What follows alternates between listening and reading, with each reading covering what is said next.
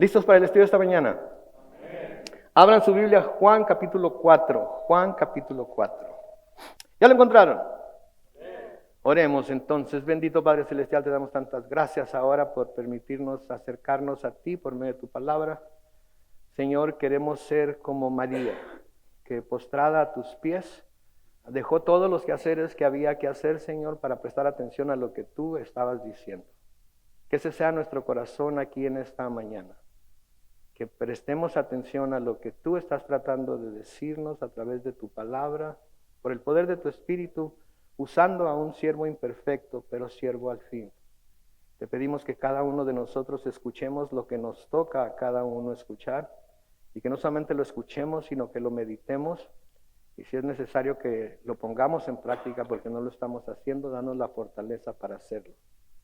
Danos la humildad para reconocerlo y danos, Señor, también el amor que necesitamos tener por ti, por nuestros hermanos, para poder ser contigo y con ellos de la manera en la que a ti te agrada y la manera en la que a ti te enaltece. Dejamos el estudio en tus manos entonces y lo hacemos en el nombre glorioso de Cristo Jesús. Y la iglesia dice, amén. Pues estamos viendo la historia de la mujer samaritana y Jesús. Si ustedes se acuerdan, el Señor Jesucristo iba rumbo a Galilea y para ir a Galilea tenía que pasar, si se iba por todo el territorio de Israel, tenía que pasar por Samaria.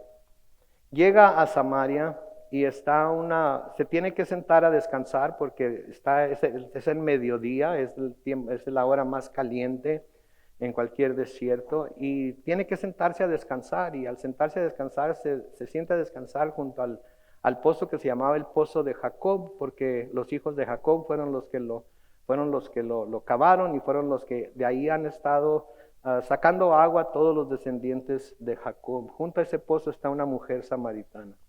Y el Señor le pide que le dé agua, que le dé de beber. Y ella, la primera pregunta que tiene es cómo es posible que tú, un judío, quieras platicar con una samaritana, porque como ya vimos no había nada en común entre ellos. Había algo en común que era su parentesco con los hijos de Israel, pero estaban peleados por las razones que ya mencionamos. Entonces, le dice, ¿cómo es posible que tú, siendo un judío, quieras hablar con una samaritana? El Señor Jesucristo simplemente le pide agua, dame de beber, ¿verdad? Dame de beber. Y ella, de nuevo, le pregunta cómo es que está hablando con ella. Y él le dice, si supieras quién es el que te pide de beber, le pedirías a él y él te daría agua de vida eterna. Y ella, volviéndose al aspecto terrenal de lo que estaba pasando, le dice, ¿y con qué vas a sacar agua si no, el pozo es profundo y no tienes con qué sacarlo? ¿Cómo lo vas a sacar?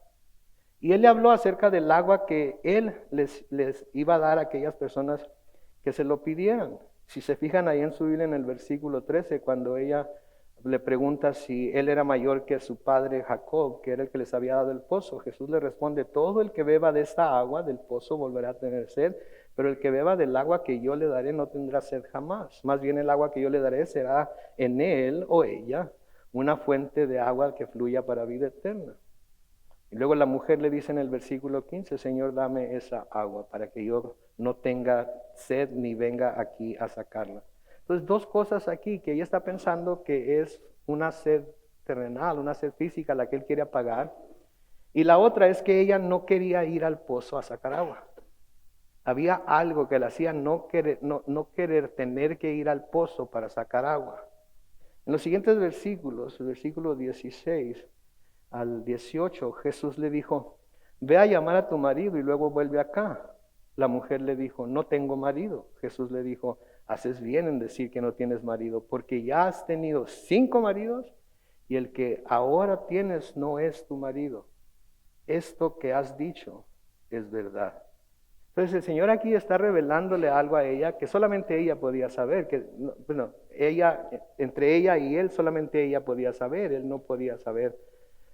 Siendo un hombre común y corriente no hubiera podido saber que ella había sido casada 5 veces antes y que ahora estaba viviendo con un hombre que no era su marido. Digo, en aquellos tiempos, ¿verdad? En nuestros tiempos no parece ser que eso causara mucho problema en la sociedad.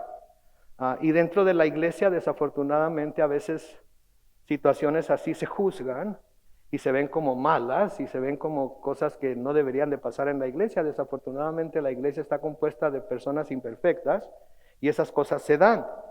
Y cuando esas cosas se dan, no debemos de juzgar, simplemente debemos reconocer que todos hemos pecado y estábamos destituidos de la gloria de Dios. Pero por la obra de Jesús en la cruz, derramando su sangre, ahora somos completamente blancos, completamente limpios. Hemos sido justificados. Entonces aquí se ha llegado a la conclusión de que esta era la razón por la que esta mujer no le gustaba ir al pozo cuando las otras mujeres iban, que sería en la mañana cuando no está el sol tan caliente o en la tarde cuando el sol ya se había metido. Porque era una mujer que era apuntada con el dedo, era una mujer que era juzgada por las demás mujeres. Y me imagino yo que si la sociedad antes estaba mucho más rígida que la de ahora, en aquel tiempo, si la mujer hubiera ido cuando las demás mujeres estaban ahí sacando agua, hubiera escuchado de las mujeres, mira, mira quién viene ahí, mira quién viene ahí, mira quién viene ahí, no le vayas a hablar. Y a mí ya mi esposo me dijo que a quien le hable siquiera, que no me puedo dirigir a ella, que es una mujer pecadora, es una mujer que ha tenido 5 maridos, es una mujer que está con alguien y no está casada, etcétera, etcétera. Entonces me imagino que la mujer, para evitar todo ese tipo de cosas, evitar ese tipo de experiencias, decidió mejor un día, ¿sabes qué? Aunque tenga que ser a mediodía, cuando el sol esté más caliente, voy a ir cuando nadie de estas mujeres están, porque oigo sus murmullos, oigo lo que dicen de mí y me lastima, aunque sea cierto, me lastima. Porque las cosas que se hablan de nosotros nos lastiman, ¿verdad? Y aunque sean ciertas, a veces nos hacemos los valientes y decimos, pues me vale, ¿verdad? Dios es mi vida y hago lo que yo quiera. Pero nos duele, nos lastima. Saben que yo le doy gracias a Dios que esas cosas no se dan en la iglesia de Cristo, ¿verdad? ¿Sí, sí se dan? Hay gente que murmura acerca de otra gente con todos los demás sin decirle a la persona involucrada lo que se está murmurando. ¿Ustedes creen que se haga eso en la iglesia? No puede ser. Bueno, si ustedes saben de alguien, pues allá ustedes, ¿verdad? Pero a mí no me ha llegado la noticia de que nadie haga eso. Pero si me llegara la noticia, tendría que ir a confrontar a la persona que lo estaba haciendo, ¿verdad?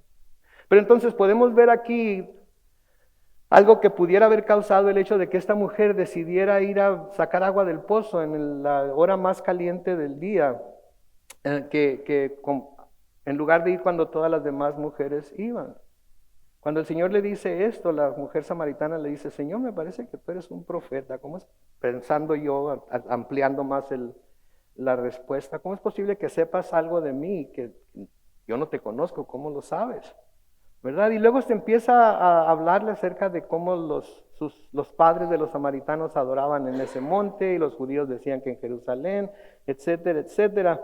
Y el Señor finalmente, para hacerla quizás entender que Él no estaba tan preocupado por lo físico y lo terrenal en este concepto, en este contexto, que estaba más preocupado por el aspecto espiritual de las cosas, el Señor les dice ahí, brínquense al versículo 22 de Juan 4.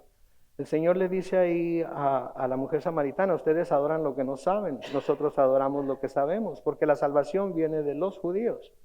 Pero viene la hora y ya llegó cuando los verdaderos adoradores adorarán al Padre en espíritu y en verdad. Porque también el Padre busca que lo adoren tales adoradores. Dios es espíritu y es necesario que los que lo rodean lo adoren en espíritu y en verdad. Ahora la mujer, como ya lo había hecho antes, trata de presentarle un argumento teológico al Señor Jesucristo. Imagínense a alguien queriendo presentarle un argumento teológico al Dios que escribió la Biblia. Pero así de necios somos como hombres a veces. Creemos que podemos presentar un argumento teológico a la persona que escribió las escrituras, como las escribió, diciendo lo que quería decir. Y tratamos de interpretarlas y de enseñarlas. Tenemos la osadía de buscar enseñarlas con nuestras propias fuerzas y con nuestro propio entendimiento, cuando deberíamos de reconocer que, como dice Pablo, nadie es suficiente para hacerlo. Necesitamos el poder del Espíritu Santo para poder hacerlo y necesitamos estar en constante oración pidiéndole al Señor que nos ilumine a nosotros para que nosotros podamos dar a la gente que Él trae a la iglesia para que le enseñemos las Escrituras. Entonces aquí en el versículo 25 la mujer trata de presentar otro argumento teológico y le dijo la mujer, yo sé que el Mesías, llamado el Cristo, que a propósito es la misma palabra, Mesías quiere decir ungido, Cristo también quiere decir ungido, ha de venir. Y que cuando Él venga nos explicará todas las cosas. Noten lo que la mujer dice. La mujer, al ser confrontada aquí con esta verdad, primeramente de lo que era su vida y luego de la verdad espiritual tan profunda, inentendible para la mente natural, para la mente del hombre, de que Dios es espíritu y se le debe adorar en espíritu y verdad. Una vez más trata de escabullírsele al Señor Jesús. Sí. Yo sé que el Mesías va a venir. Un día el Mesías va a venir y cuando Él venga nos va a decir todo. Está descartando las palabras del Señor Jesús. Me está diciendo, está suave lo que me estás diciendo, está bonito, está profundo, pero sabes que un día va a venir el Mesías y Él nos va a decir todas las cosas, ¿sí? Él nos va a revelar todas las cosas. Así es que mejor me voy a esperar a que Él venga y que Él me diga si estoy mal o estoy bien. ¿Verdad? Habemos gente así, ¿verdad? Queremos que el Señor nos diga si estamos bien o estamos mal. Señor, quiero oírlo en mi oído. Quiero verlo escrito en la pared. Voy a cerrar la Biblia. Tengo un problema, voy a cerrar la Biblia. La voy a abrir, voy a poner mi dedo en donde se abra y lo que diga ahí es lo que voy a hacer. Y a lo mejor sale donde dice que Judas fue y se colgó. Y no nos gusta. Así es que la cerramos otra vez. Eso no puede ser el Señor. Y la abrimos otra vez. Ponemos el dedo y cae en el versículo que dice, lo que vas a hacer, véaslo pronto.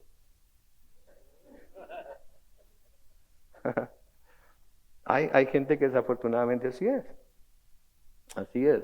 No estudia completamente la Biblia acerca de tal o cual tema para saber qué es lo que toda la Biblia dice y cómo se puede reconciliar una cosa con la otra.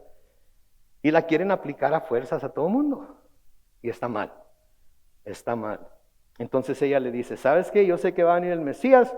Un día va a venir el Mesías y cuando Él venga, Él nos va a revelar la verdad sobre estas cosas. Así es que yo me esperaré a que Él venga. Esto nos dice algo acerca de los samaritanos. Esto nos dice que los samaritanos creían lo que el Señor les había dicho a los israelitas en el desierto, de que un día iba a enviarles un profeta como Moisés. En Deuteronomio capítulo 18 y el versículo 15, Deuteronomio capítulo 18 y el versículo 15, el Señor, Moisés aquí hablándole al pueblo, les dice, el Señor tu Dios hará que surja en medio de ti, de entre tus hermanos, un profeta como yo. A Él deberán escuchar.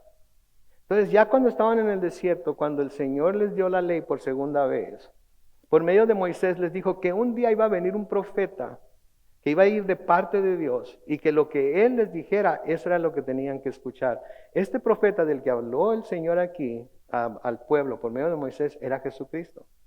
Y está corroborado en Hechos capítulo 3, comenzando con el versículo 22, en donde dice, porque Moisés dijo, el Señor su Dios les levantará un profeta de entre sus hermanos, como me levantó a mí. Acuérdense que es Moisés el que está hablando aquí. Ustedes deben atender a todo lo que Él les diga.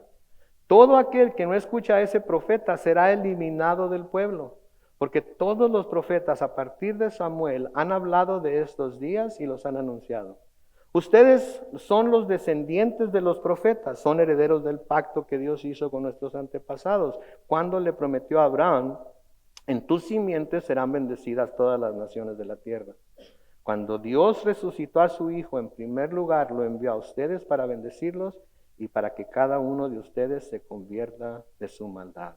Entonces, claramente Jesús es el cumplimiento de la profecía de que un día iba a venir un profeta de entre los mismos judíos que les iba a decir todo lo que necesitaban saber y que a Él lo tenían que escuchar. Y si no lo escuchaban, iban a ser cortados de su pueblo, lo que sabemos que en el contexto del Nuevo Testamento quiere decir que iban a ser condenados al infierno. Quiere decir entonces que al que más atención le debemos poner en todo lo que nosotros vemos en las Escrituras es en lo que Jesús dice, en lo que Jesús habla, en lo que Jesús nos enseña. Él es Dios el Hijo de Dios aquí en la tierra. Él es Dios, Él es el creador de cielos y tierra, Él es el que escribió el que, valga la redundancia, escribió las escrituras, escribió la Biblia, y lo que el Señor nos deja escrito en la Biblia es lo que debemos de hacer. Entonces ella dice, yo sé que va a venir el Mesías, ya se nos dijo que iba a venir, cuando Él venga, a Él lo voy a escuchar. Y noten la respuesta del Señor Jesús en el versículo 26. Jesús le dijo, yo soy el que habla contigo. Como que le está diciendo, ¿quieres hablar del Mesías en realidad? Déjame decirte algo acerca del Mesías. Yo soy el Mesías que estabas esperando. Si quieres saber la verdad, escúchame a mí. Si quieres saber en realidad en dónde se debe adorar y en dónde no, cómo se debe adorar y cómo no, escúchame a mí. Ahora, noten que Jesús usa aquí lo que en griego se le llama el ego en mí, que quiere decir el yo soy.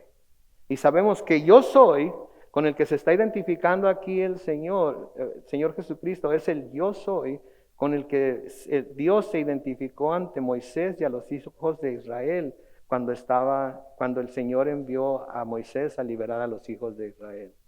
Sí, porque cuando el Señor envió a Moisés a liberar a los hijos de Israel, Moisés estaba, ¿cómo le hago? ¿Qué voy a decir? Y les pregunta, ¿sí?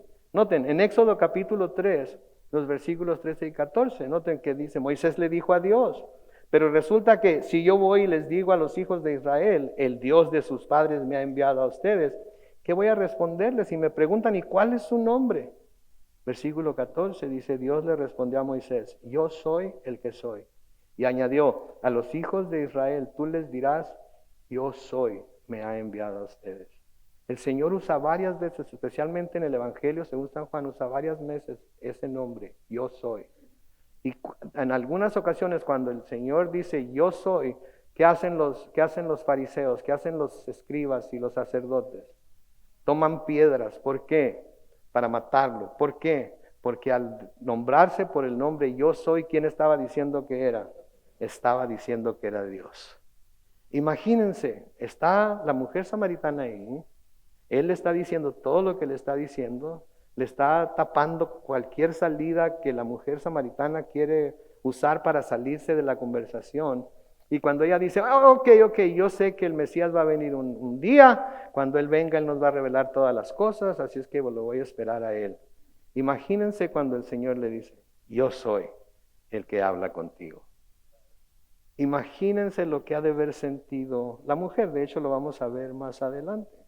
Glorioso es el momento en el que nos damos cuenta de quién es Jesús en realidad, ¿no es cierto? De que nos damos cuenta de quién es Jesús en realidad, de lo que Él hizo para salvar a la humanidad de su vida y de la muerte y de una condena eterna en el infierno. Glorioso el momento en el que nos damos cuenta de quién es Jesús en realidad y lo reconocemos no solamente como el Señor, sino como nuestro Señor. ¿Sí? Porque es diferente reconocerlo como el Señor a reconocerlo como mi Señor. Porque Él puede ser el Señor de todos ustedes, pero si no es mi Señor, de nada me sirve a mí. Él puede ser mi Señor, pero si no es el Señor de todos ustedes, no tienen absolutamente nada que ver con Él. Porque lo conocen de Él, saben de Él, pero no lo conocen personalmente porque no lo han hecho su Señor. No lo han hecho su Señor. Yo creo que yo me acuerdo del momento en el que finalmente el Señor se me reveló y me di cuenta de que era el Cristo, el Hijo de Dios, y finalmente caí de rodillas, postrado, llorando como niño, reconociendo mi vida de pecado, sabiendo que no merecía ni la más mínima pizca de misericordia ni de gracia, pero Él me la estaba ofreciendo sin yo ni siquiera pedirla. Y eso es algo que tenemos que tener tan en mente, especialmente cuando se trata de amarnos los unos a los otros, cuando se trata de cuidarnos los unos a los otros.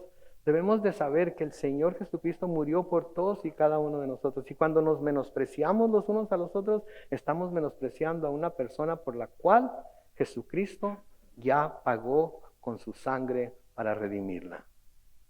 Si pensáramos en eso nada más, antes de hablar mal de alguien, antes de decir cosas que no vienen al caso, ¿sí? Nos morderíamos la lengua más seguido y dejaríamos de hablar tanto como hablamos, ¿no creen? ¿Sí? Porque duele cuando uno se muerde la lengua, ¿verdad? Sí. Entonces, cuando nos convertimos al Señor Jesucristo y reconocemos quién es Él y lo aceptamos como es algo glorioso. Y me recuerda la conversión de Pablo. ¿Se acuerdan de la conversión de Pablo?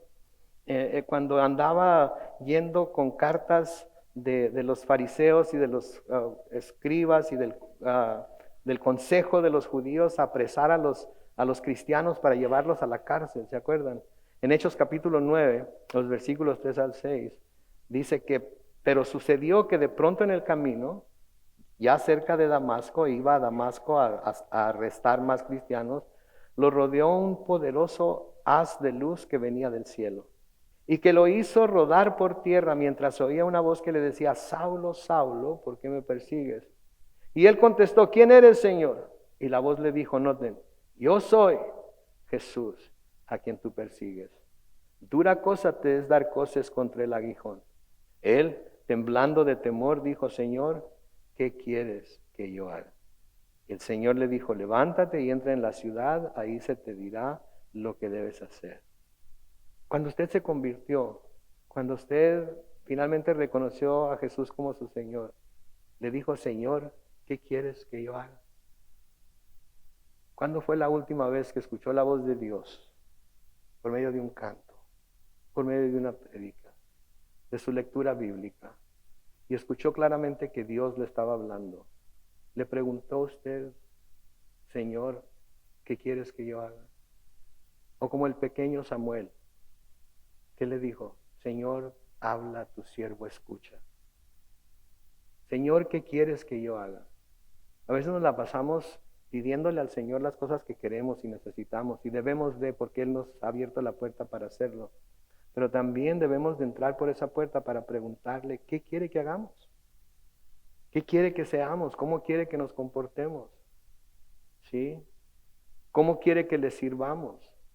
Es imperativo que hagamos eso. Es imperativo que hagamos eso. Y cuando Pablo le dijo, ¿qué quieres que haga? Sabemos por el Nuevo Testamento que Pablo estuvo dispuesto a hacer ¿qué? Lo que el Señor Jesucristo le pidió. Lo que el Señor Jesucristo le pidió. No se quedó con nada para sí mismo. Él simplemente se entregó completamente a la obra y hizo todo lo que el Señor le dijo. ¿Sí? Cuando le sucede esto a Pablo, Pablo queda ciego. Estoy seguro que ustedes se acuerdan. Y el Señor envía a Ananías, que va muy temeroso a donde estaba Pablo, y ora por él, y Pablo recupera la vista. Y después de un tiempo de reponerse, de descansar, por así decirlo, de lo que le había pasado, ¿qué es lo que hace Pablo? Noten en Hechos 9, los versículos 20 al 22. Enseguida Pablo comenzó a predicar en las sinagogas donde afirmaba que Jesús era el Hijo de Dios. Esto es importante más adelante en la historia de la mujer samaritana. Así es que noten lo que hizo Pablo. Enseguida Pablo comenzó a predicar en las sinagogas, que eran donde se reunían los judíos para estudiar las Escrituras, donde afirmaba que Jesús era el Hijo de Dios. Todos los que lo oían predicar se quedaban atónitos y decían, ¿acaso no es este el que exterminaba en Jerusalén a los que invocaban el nombre de Jesús? ¿No es verdad que vino acá para aprenderlos y llevarlos ante los principales sacerdotes? Pero Saulo iba cobrando más fuerza y confundía a los judíos que vivían en Damasco al demostrarles que Jesús era el Cristo. Noten por favor aquí, el más grande apóstol, el mayor de los apóstoles, podríamos decirlo si lo ponemos en un escalafón del 1 al 10, el número 1, ¿sí? ¿Cuál fue la obra que más lo apasionó? ¿Qué fue lo que más decidió hacer para glorificar a Jesucristo? Predicar a los judíos y luego a los gentiles el perdón de pecados en el nombre de Jesús. Mis hermanos, vamos a ver más adelante, esa es la obra más grande a la que podemos aspirar nosotros como cristianos y como iglesias. Como cristianos y como iglesias. Como iglesia. El llevar el mensaje del evangelio al mundo que tanto lo necesita. Sí, noten el versículo 27 de Juan 4. En esto vinieron sus discípulos y se asombraron de que hablaba con una mujer. Sin embargo, ninguno le dijo ¿qué pretendes? ¿De qué hablas con ella? Bien, se asombraron de que hablara con una mujer. Y no solo con una mujer, sino con una mujer samaritana. Y noten la pregunta, me gusta la pregunta aquí porque están como, ¿qué estás haciendo, Señor? Estás hablando con una mujer y estás hablando con una mujer samaritana. ¿Qué pretendes? ¿De qué estás hablando con ella? ¿Sabes quién es? ¿Sabes de dónde viene? ¿Conoces su trasfondo familiar, cultural, etcétera, etcétera? ¿Qué quieres? ¿Qué estás haciendo con ella? ¿Sí? Pero Jesús, para él lo que más importaba era que tenía delante de sí mismo una mujer que necesitaba oír el mensaje del Evangelio. Necesitaba escuchar el mensaje del Evangelio. Tenía una mujer delante que necesitaba su ayuda. Sí, y en lugar de seguir por lo convencional, de dejarla ahí a la buena de Dios, de dejarla ahí sin darle una explicación, de dejarla que ella sufriera lo que tuviera que sufrir, le importa lo suficiente como para tomarse el tiempo para ayudarla. Le importa lo suficiente como para tomarse el tiempo para ayudarla. Mis hermanos, ¿cuántas veces hemos tenido gente delante de nosotros que deberíamos de predicarles el Evangelio? Que deberíamos de ayudarles, que deberíamos de hacer algo por ellos. Pero por temor o por seguir lo convencional o por X razón, hacemos todo a un lado y seguimos por nuestro camino. ¿Se acuerdan del buen samaritano? Que se encontró a aquella persona golpeada, sangrada, etcétera, etcétera. Pasaron sacerdotes y ¿qué hicieron? Ay, es samaritano, no lo podemos tocar, nos vamos a contaminar. Ay, esa no mujer pecadora, no la puedes tocar, no puedes hablar con ella porque te vas a contaminar. ¿Sí? Ay, es un hombre, si supieras cómo es esto, es aquello. No, con él ni te metas, ni platiques, ni hables. Y dejamos a gente necesitada simplemente por seguir lo que nosotros consideramos como lo convencional, lo más recto. ¿Se acuerdan lo que hizo el hombre que finalmente encontró a este samaritano? Lo recogió, lo llevó a un mesón, lo dejó ahí para que lo cuidaran y pagó por todo lo que él necesitaba hasta que se recuperara. Eso es el corazón que debemos tener nosotros para con quienes a nuestro alrededor tienen algún tipo de necesidad física, emocional, espiritual. Porque a veces hay gente dolida, gente lastimada, ¿sí? Que quieren hablar con uno, que quieren desahogarse con uno, ¿sí? Y simplemente las hacemos a un lado. No les prestamos la atención debida. Ese no es el corazón de Jesús. Ahora, al ver la mujer samaritana que los discípulos llegaron, ella aprovecha para irse y entrar a la ciudad. Ella aprovecha para irse, para dejar a Jesús ahí a un lado y entrar a la ciudad. Pero no se fue por lo que dijeron los discípulos, no se fue por ninguna otra razón. Se fue porque quería anunciar en la ciudad lo que le había sucedido a ella con Jesús.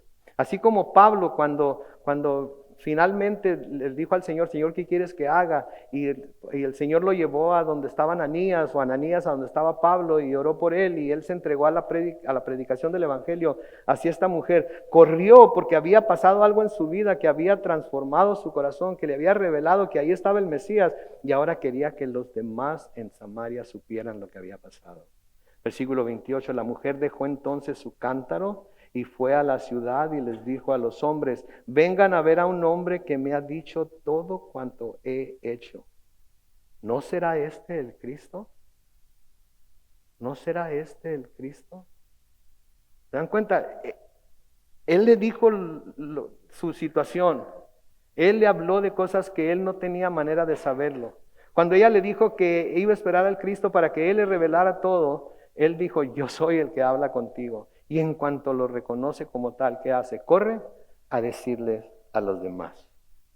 Corre a decirles a los demás. Entonces noten por favor el viaje espiritual que esta mujer acaba de pasar. Primero vio a Cristo como simplemente ¿qué? Un judío más. Luego lo vio como ¿qué? Como un profeta. Y finalmente lo reconoce como el Mesías. Gloria a Dios. Gloria a Dios por la paciencia que tiene nuestro Señor Jesucristo para con toda la humanidad. Gloria a Dios por la paciencia que tuvo para conmigo. Porque les puedo asegurar que yo no merecía ni la gracia, ni el perdón, ni la misericordia de Dios. Yo merecía una eternidad en el infierno. Pero en su infinita gracia y misericordia decidió verme como lo que soy, polvo, y decidió salvarme y usarme para su gloria. Y eso lo quiere hacer con todos y cada uno de nosotros. Vengan a ver a un hombre, les dice, que me ha dicho todo cuanto he hecho. ¿No será el Cristo? Noten por favor, ¿a dónde fue inmediatamente a contar lo que le acababa de pasar con el encuentro con el Señor? A la ciudad donde vivía, al lugar de donde ella era, en donde la gente lo conocía. Y tuvo temor de que la fueran a juzgar, tuvo temor de que le fueran a decir algo. Inclusive nos dice que fue a decirles a los hombres.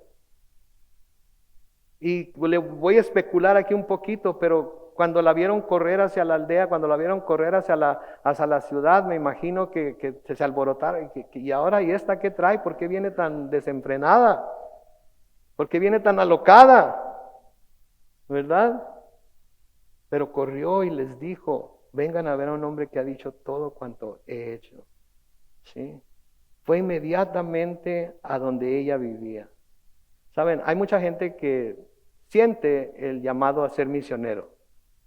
Ahí siempre que hablan acerca de ser misionero, de ir a misiones, siempre piensan en ¿qué?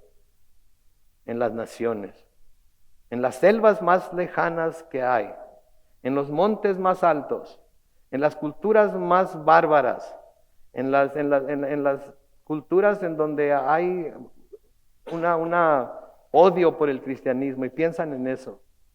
Pero ¿saben qué? Todos nosotros somos llamados a ser misioneros. Y la misión la tenemos bien cerquita. Comienza en nuestro hogar, en nuestro trabajo, en nuestra escuela, en donde nos desenvolvemos todos los días, en el parque, donde sea, pero empieza muy cerca de nosotros.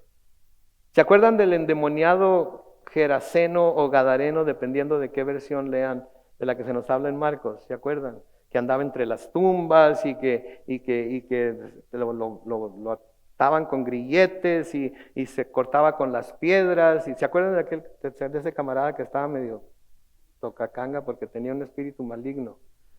¿Se acuerdan cómo el Señor llegó y lo sanó, echó fuera a los demonios, etcétera, etcétera? ¿Sí?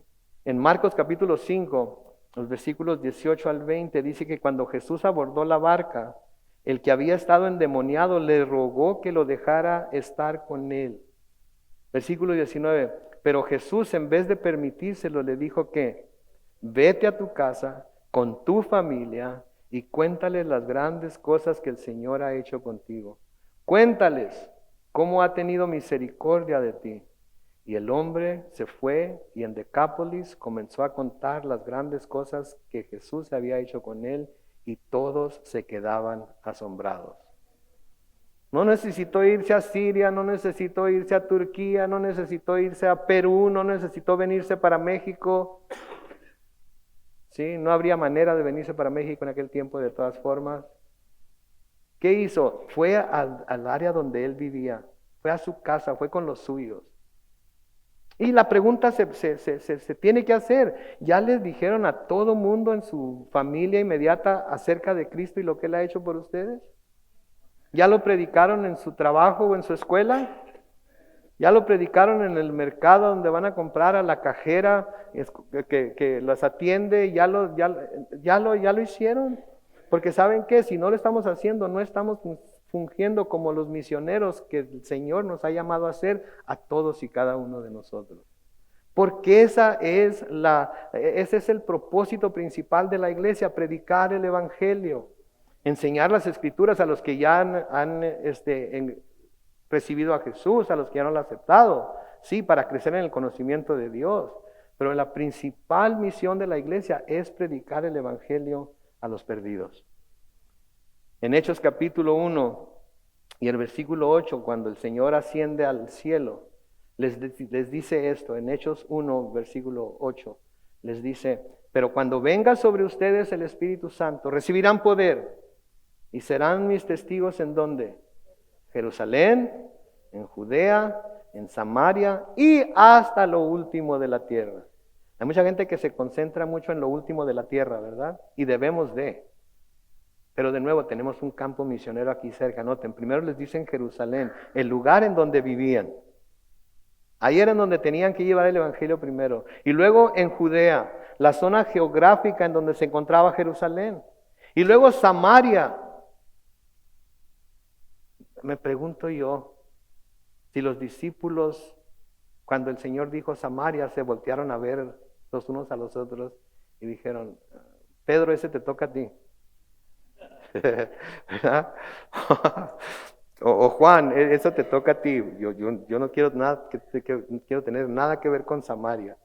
No podían, porque ya habían visto a su propio Señor ir a Samaria intencionalmente para predicarle el evangelio a una sola mujer que lo necesitaba escuchar y a la cual después lo tomó y lo llevó a los demás. Y luego, después de Samaria, hasta lo último de la tierra. Ahora sí, puede ir a llevar el evangelio hasta lo último de la tierra sin tener que ir físicamente. Porque puede ofrendar a la obra misionera, puede ofrendar a una organización que trate de misiones, con misiones, etcétera, etcétera, y así ayudar a propagar el evangelio. ¿Verdad? Entonces, tenemos que hacer las cosas de nuevo, como el Señor Jesucristo nos dice. Y aquí la mujer, al escuchar que Él era el Mesías, ¿sí? Al escuchar que Él era el Mesías, inmediatamente va a Samaria, va a la ciudad, y va y les dice, ¿no será el Cristo? Y esto no quiere decir que ella no estuviera convencida de que Él era, sino que más bien en la forma en la que esta frase está escrita en griego, es como si dijera, ¿no será que lo que éste hizo lo pudo hacer porque es el Cristo? ¿No será que me pudo hablar acerca de quién yo soy y de mi vida presente y de mi vida pasada porque Él es el Cristo? ¿Qué no es esto algo que solo el Cristo puede hacer? Como que me imagino yo que ha de haber sembrado una semilla ahí, ¿verdad? Porque vamos a ver ahorita lo que sucede. Pero recuerden, cuando estudiamos Juan capítulo 2, en el versículo 25 se nos dice que Jesucristo no tenía necesidad de que nadie le dijera nada acerca del hombre. ¿Por qué? Porque Él sabía lo que en el hombre había. Entonces Dios sabe todo lo que está en nuestra mente y nuestro corazón.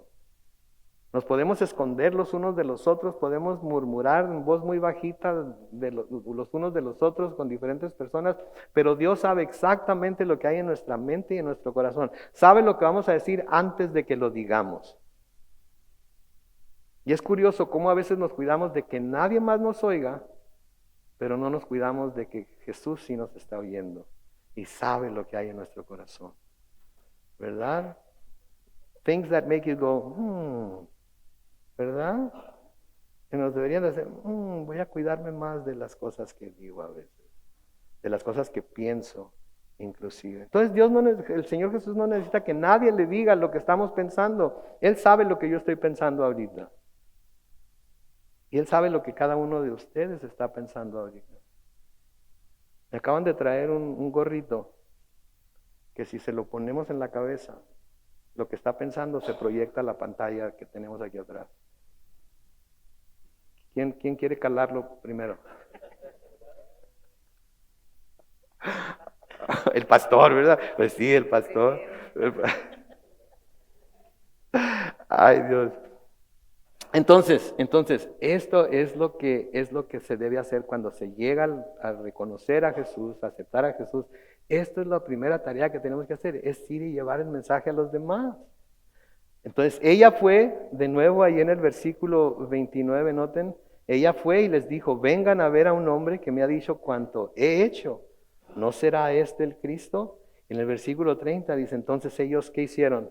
Salieron de la ciudad y fueron a donde estaba Jesús. Mientras tanto, con ruegos los discípulos le decían, Rabí, come.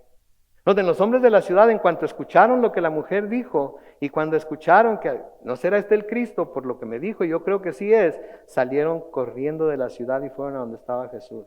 Y los discípulos ni cuenta se daban de la multitud o del grupo de personas que venía hacia Jesús. Ellos estaban preocupados, ¿por qué? por comer, porque comiera el Señor. Sí, entonces ellos salen de la ciudad, fueron a donde estaba Jesús y mientras tanto con ruegos los discípulos les decían: Rabí, come, que no tienes hambre.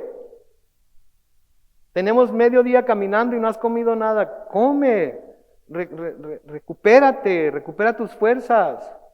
Mira, trajimos unas tamales de queso con rajas.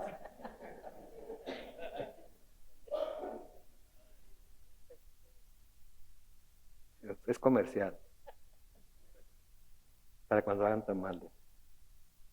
Come, Señor. Pero noten el versículo 32, pero Él les dijo: para comer, yo tengo una comida que ustedes no conocen. Y luego los discípulos también se quedan en lo terrenal en lugar de ver lo espiritual. Los discípulos en el versículo 33 se decían unos a otros: ¿alguien le habrá traído algo de comer? ¿Se fijan? ¿Se fijan en la diferencia? El Señor siempre en lo espiritual y ellos siempre en lo terrenal. Tenemos esa tendencia, ¿no? El Señor nos quiere hablar de cosas espirituales y nosotros lo bajamos al nivel terrenal casi siempre. Porque es lo que podemos entender. Porque es lo que tenemos bien aprendido. Y en lugar de subir al plano celestial, al plano espiritual con el Señor Jesucristo y tratar de comprender lo que nos está tratando de decir espiritualmente, lo bajamos inmediatamente. Porque no queremos trabajar. Porque estamos convencidos de que lo que nosotros estamos haciendo y como estamos viendo las cosas está bien, en lugar de buscar subir al plano espiritual al que el Señor Jesucristo nos quiere llevar. Y ellos: Señor, come. Y Él les dice: yo tengo una comida que ustedes no conocen. Y ellos, en lugar de decir: Señor, ¿cuál es esa comida? Que dicen: ¿alguien le habrá traído algo para comer? ¿Se fijan en la mentalidad de estos camaradas que habían caminado con Él ya para algún tiempo, que lo habían escuchado enseñar, que habían escuchado sus enseñanzas y sus palabras? Cuando Él quiere subir al plano espiritual, ellos a bajarlo al plano terrenal. Y luego les dice, Jesús les dijo: mi comida es hacer la voluntad del que me envió y llevar a cabo su obra. Mi comida es hacer la voluntad del que me envió y llevar a cabo su obra. Ahora, aquí es tentador para uno como pastor hablar de todas las cosas que uno piensa que es la voluntad de Dios para el cristiano. Y hacer una lista: si están haciendo esto, están en su voluntad; si están haciendo aquello, están en su voluntad; si están haciendo esto otro, están en su voluntad; si no están haciendo esto, no están en su voluntad. Esta es la tendencia, porque nos encantan las listas, ¿no es cierto? ¿Ustedes no tienen to-do list todos los días? Yo hago mi to-do list, ¿verdad? Tengo una lista para Walmart, tengo una lista para Costco, tengo una lista para Home Depot, tengo una lista de lo que voy a hacer ahora en la casa. Y de lo que se trata es de que check, check, check, check, check, check, check, sin pensarla, ¿verdad? Eso es lo que... Pero el Señor no tiene ese tipo de listas. Entonces, al ver la voluntad de Dios cumplida en Él y a través de Él, era lo que lo satisfacía, era lo que lo llenaba. Y en el contexto de lo que estamos viendo aquí, ¿cuál creen ustedes que sería la voluntad de Dios de la cual está hablando? Ok, no le hace. Yo les voy a decir. Nomás estaba viendo a ver si alguien se animaba. ¿Sí? Entonces, para él, el ver la voluntad de Dios cumplida en él y a través de él, era lo que lo satisfacía, era lo que lo llenaba. Y debe ser un gozo para nosotros también cuando vemos que la voluntad de Dios se está cumpliendo en nosotros y a través de nosotros, ¿no es cierto? Y porque se está cumpliendo en nosotros y a través de nosotros, también las posibilidades se convierten en probabilidades de que su voluntad se convierta en aquellos que estamos tratando de influenciar. Pero si nosotros estamos en su voluntad, ¿sí? Hay un salmo de esos salmos que se llaman mesiánicos. Y se llaman salmos mesiánicos porque está en ellos hablando, es como si estuviera hablando el mismo Mesías. Es como si mismo Jesucristo antes de su venida a la tierra estuviera hablando. Pero lo que estaba haciendo era inspirando al escritor del Salmo. En el Salmo 40, los versículos 6 al 8 dice: las ofrendas y los sacrificios no te agradan. Hablando aquí el Mesías al Padre. Las ofrendas y los sacrificios no te agradan. Tú no pides holocaustos ni ofrendas de expiación, pero me has abierto los oídos. Por eso dije, aquí vengo ya. En el pergamino se habla de mí. Y luego noten lo que dice, hacer tu voluntad, Dios mío, me agrada, tu ley la llevo dentro de mí. Este es el Señor Jesucristo antes de humanarse en el cielo, inspirando al salmista a escribir las palabras que él mismo estaba diciendo. Y cuando el Señor Jesucristo vino, no vino a buscar su gloria, no vino a hacer su voluntad, vino a hacer la voluntad del Padre. ¿Por qué decimos que es Jesucristo? Porque de nuevo esto se corrobora en el Nuevo Testamento. En Hebreos capítulo 10, los versículos 5 al 7, dice, por eso, al entrar en el mundo, Cristo dijo, no quieres sacrificio y ofrenda, pero me has dado un cuerpo. No te agradan los holocaustos ni las expiaciones por el pecado. Entonces dije, mi Dios, aquí estoy para hacer tu voluntad, como está escrito de mí en el libro. Noten que en el versículo 5 dice, al entrar en el mundo, Cristo dijo. Por eso cuando les dice, para mí yo tengo otra comida, y mi comida es hacer ¿qué? La voluntad del que me envió y llevar a cabo su obra. Entonces, la comida de Jesús, no es simplemente conocer la voluntad de Dios, ¿sí? Sino hacerla. Eso es lo que lo alimentaba. Este versículo entonces nos habla acerca de la obediencia de Jesús a Dios en su ministerio y habla acerca de aquellas palabras que dijo en la cruz, ¿se acuerdan? Consumado es. ¿Por qué? Porque había terminado con lo que el Señor le había mandado hacer, había terminado con la obra. Y este debe ser nuestro corazón también, el que se cumpla la voluntad de Dios aquí en la tierra, en nuestra vida, como en el cielo. Amén. ¿Y en cuál es la voluntad de Dios? De nuevo, en el contexto de lo que estamos leyendo, ¿cuál es la voluntad de Dios en este contexto que estamos leyendo y estudiando? ¿Cuál era la voluntad? ¿Mande? Que se predique el evangelio a toda criatura. Esa es la voluntad. En el contexto de lo que estamos leyendo ahorita, que se predique el evangelio a toda criatura es la voluntad de Dios. Y aquí de nuevo entra la pregunta, ¿estamos nosotros cumpliendo la voluntad de Dios en este contexto en nuestras vidas? ¿O estamos dejándoselo a otros? ¿Estamos haciendo obras de evangelista? ¿Estamos yendo a las misiones que tenemos localmente para predicar el evangelio? Porque esto es de lo que está hablando aquí. La mujer, como Pablo, en cuanto se dio cuenta de quién era Jesús, ¿qué hizo? Corrió a decir. Igual Pablo. ¿Saben qué? Quizás nosotros cuando recién vinimos al Señor, sí corrimos a decir. Pero a través de los años, ¿qué ha pasado? Se ha estado enfriando el fuego, ¿verdad? Quizás algunos han llegado a pensar hasta, ya hice lo suficiente, ya prediqué lo suficiente, ya no. No, esto es algo que se tiene que hacer durante toda la vida. Entonces la voluntad de Dios en el contexto de lo que estamos viendo es que el evangelio se predique a toda criatura, que todos tengan la oportunidad de recibir el conocimiento de la verdad y ser salvos. Sí, por eso miren lo que dicen los siguientes versículos, versículo 35. ¿Acaso no dicen ustedes, aún faltan 4 meses para el tiempo de la siega? Pues yo les digo, alcen los ojos y miren los campos, porque ya están blancos para la siega. Señor, come algo. No, mi comida es hacer la voluntad de Dios. ¿Alguien le habrá traído verdad? Levanten los ojos, miren la bola de samaritanos que vienen hacia ustedes.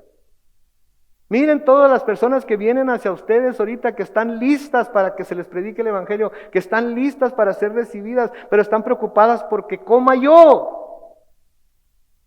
Están preocupados por si alguien me trajo de comer y yo ya sembré y yo ya regué y ahí viene la cosecha y ustedes están pensando en lo terrenal. ¿Se dan cuenta? La palabra nos dice que debemos mantener los ojos ¿en dónde? En el cielo, en donde nuestro Señor está sentado a la diestra de Dios. Pero la mayor parte del tiempo nuestra vista está puesta ¿dónde? En la tierra, en donde creemos que vamos a vivir para siempre. Y a algunos no nos queda mucho tiempo aquí en la tierra. Aprovechemos el tiempo entonces para hacer su voluntad. Que en primer lugar está predicar el evangelio. Por eso les dice, alcen los ojos, miren los campos porque ya están blancos para la siega. ¿Sí? Alrededor nuestro, estoy seguro que otros ya han estado sembrando la semilla de la palabra. Otros más han estado regando los campos que están a nuestro alrededor con el agua de la palabra. Y ahora a nosotros nos puede tocar ir por la cosecha. Ahora a nosotros se nos está mandando a cosechar. En Mateo capítulo 9, versículos 35 al 38 dice, Jesús recorría todas las ciudades y las aldeas y enseñaba en las sinagogas de ellos, predicaba el evangelio del reino y sanaba toda enfermedad y toda dolencia del pueblo. Al ver las multitudes, Jesús tuvo compasión de ellas porque estaban desamparadas y dispersas como ovejas que no tienen pastor. Entonces dijo a sus discípulos, ciertamente es mucha la mies, pero son pocos los segadores. Versículo 38, por lo tanto pidan al Señor de la mies que envíe segadores a cosechar la mies. Y yo les digo sin temor a equivocarme que hoy el Señor está enviando segadores a cosechar la mies. La pregunta es, ¿quiénes vamos a responder y quiénes no? ¿A quiénes nos va a importar la persona incrédula que tenemos a un lado en la familia, en el trabajo, en la escuela, en la tienda? ¿Y a quienes no nos va a importar que quizás esta noche sea llamado a la presencia de Dios y por no tener al Señor en su corazón sea condenado a una eternidad en el infierno? Y no es hipérbole, es la pura verdad. Es la pura verdad. Versículo 36 de Juan 4 dice, el que siega recibe su salario y recoge fruto para vida eterna, para que se alegren por igual el que siembra y el que siega. Porque en este caso es verdad lo que dice el dicho, uno es el que siembra y otro es el que siega. Yo los he enviado a segar lo que ustedes no cultivaron, otros cultivaron, y ustedes se han beneficiado de sus trabajos. Entonces los discípulos iban a tener el gozo de cosechar las almas. ¿Sí? Él había sembrado de nuevo la semilla. ¿Sí? A través de las edades los profetas habían sembrado la semilla también en el Antiguo Testamento y Juan el Bautista había sembrado también la semilla en la última parte del Antiguo Testamento. ¿Sí? Pero iba a haber otros que iban a regar, que iban a cosechar también. Cuando en Corinto los fieles estaban diciendo, peleándose porque yo soy de Pablo y yo soy de Apolos y yo soy de este y yo soy de otro. ¿Se acuerdan lo que les dijo el Señor Jesucristo en 1 Corintios 3, versículos 5 al 9? Después de todo, Pablo hablando aquí les pregunta, ¿quién es Pablo y quién es Apolos? Solo servidores por medio de las cuales ustedes han creído según lo que a cada uno le concedió el Señor. Yo sembré, Apolos regó, pero el crecimiento lo ha dado Dios. Así que ni el que siembra ni el que riega son algo, sino Dios que da el crecimiento. Y tanto el que siembra como el que riega son iguales, aunque cada uno recibirá su recompensa conforme a su labor. Porque nosotros somos colaboradores de Dios y ustedes son el campo de cultivo de Dios, son el edificio de Dios. ¿Sí?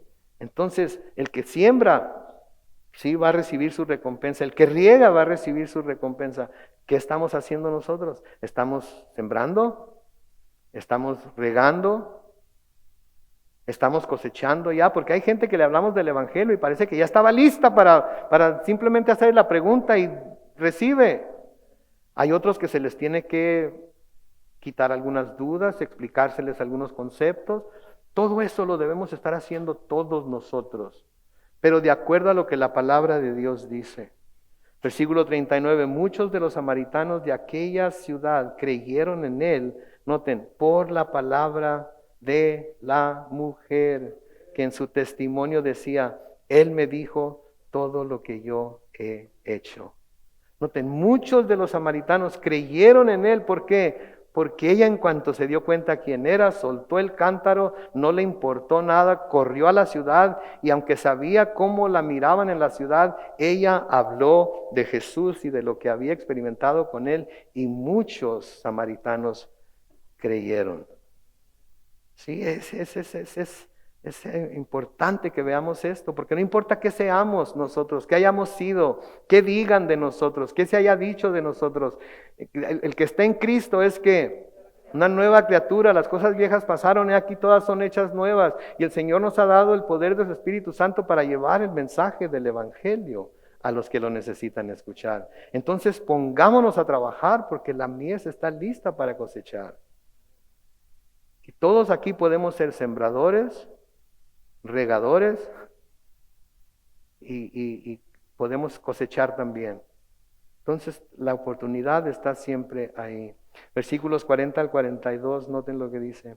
Entonces los samaritanos fueron a donde él estaba y le rogaron que se quedara con ellos, y él se quedó ahí 2 días.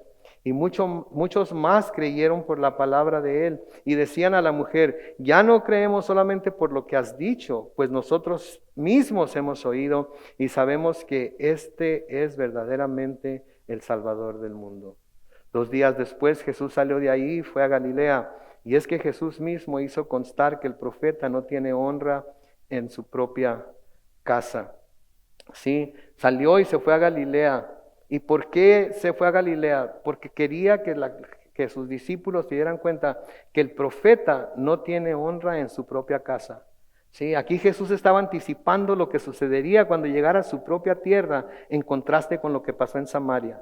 En Samaria, que era el lugar en donde había pura gente pagana e idólatra que no sabía ni lo que adoraba, Jesús fue recibido, invitado a quedarse y creído por la mujer samaritana y luego la ciudad.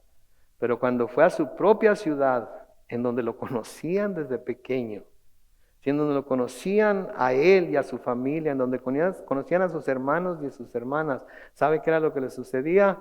Era rechazado. Era rechazado.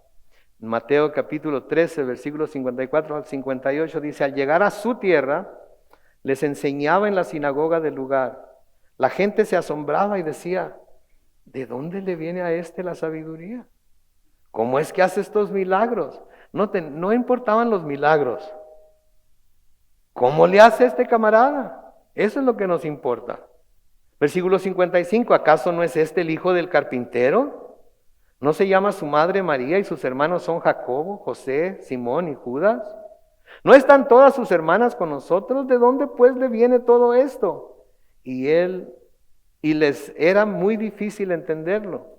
Pero Jesús les dijo: no hay profeta sin honra, sino en su propia tierra y en su propia familia. Y por la incredulidad de ellos no hizo ahí muchos milagros. ¿Qué nos está advirtiendo aquí el Señor? Que de la tierra donde vayamos a predicar el Evangelio, ¿en dónde se nos va a creer menos? En nuestra propia casa. En nuestra propia casa es donde más vamos a ser rechazados. Entonces es donde más va a ser rechazado el mensaje. ¿Ah? Ya te lavaron el coco los aleluyas. Ya te hicieron algo, te han de haber echado algún polvito o algo ahí para que creas. A mí no me vengas con tu Cristo, a mí no me vengas con tu iglesia, a mí no me vengas con tu pastor. Sí, ya he escuchado algunas cosas de tu pastor. Ya no me vengas. Sí. Entonces debemos esperar rechazo, ¿no es cierto? Si a él lo rechazaron, ¿qué podemos esperar nosotros? Pero eso no le quitó a él el deseo de ir y cumplir con lo que su padre le había mandado hacer, aunque a él lo crucificaron por ello. ¿Sí? Nosotros también debemos hacer lo mismo.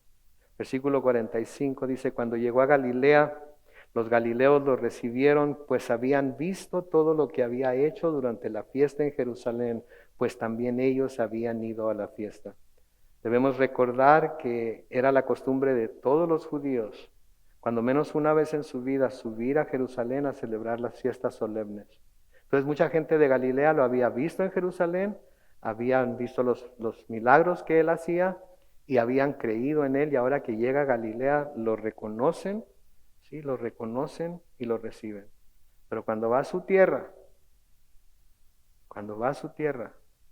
lo rechazan. Porque el profeta no tiene honor más que en su propia casa. ¿Sí? Mis hermanos, el mensaje más importante aquí hoy es la forma en la que Jesús lidia con esta mujer samaritana. con la que nadie quería lidiar, a la que todo el mundo juzgaba, a la que todo el mundo hablaba de ella detrás de ella, a la que nadie tenía el valor para confrontarla de frente. Sí. Reprenderla quizás si necesitaba reprensión, pero de frente, no a sus espaldas. Y la necesidad de que todos y cada uno de nosotros seamos misioneros y llevemos el mensaje del Evangelio a nuestra tierra también, sabiendo que esa es la voluntad de Dios para nosotros y para su iglesia. Amén. Voy a pedir al grupo de alabanza que pase al frente y vamos a orar. Bendito Padre Celestial, te damos gracias por tu palabra. Te damos gracias, Señor, por lo que hemos aprendido hoy. Tú eres bueno, para siempre es tu misericordia. Ayúdanos a guardar en nuestro corazón, Señor, las cosas que hemos leído y escuchado. Ayúdanos, Señor, a ser siempre personas dispuestas a recibir lo que tengas para nosotros a través de tu palabra, a adorarte, amarte y servirte, Señor, con todo lo que somos. Padre, ayúdanos a ver a la gente con necesidad como tú la viste, siempre dispuesto a dejar a un lado quien estaba contigo, los que estaban contigo, lo que estabas haciendo por servir a la persona más necesitada. Danos ese mismo corazón, oh Dios, danos esa misma mentalidad, que tengamos ese mismo corazón para que el mundo sepa que somos tus discípulos. Y ayúdanos, Señor, a levantar la vista y ponerla en las cosas celestiales, en las cosas espirituales. Ayúdanos a ver que los campos están listos para ser cosechados. Así es que te pedimos, Señor, que de aquí, de este grupo, de tus hijos, tú escojas y envíes, Señor, aquellos que vamos a cegar, aquellos que vamos a regar o aquellos que vamos a sembrar. Pero que todos estemos trabajando en tu obra, así como tú lo hiciste cuando el Padre te envió. Señor, queremos hacer tu voluntad. Que hacer tu voluntad sea lo que sacie nuestra alma espiritual, Señor. Y que las cosas que hagamos, Señor, sirvan única y exclusivamente para darte la gloria a ti. Nos encomendamos a ti hoy y siempre, en el nombre glorioso de Cristo Jesús. Y la iglesia dice, amén y amén.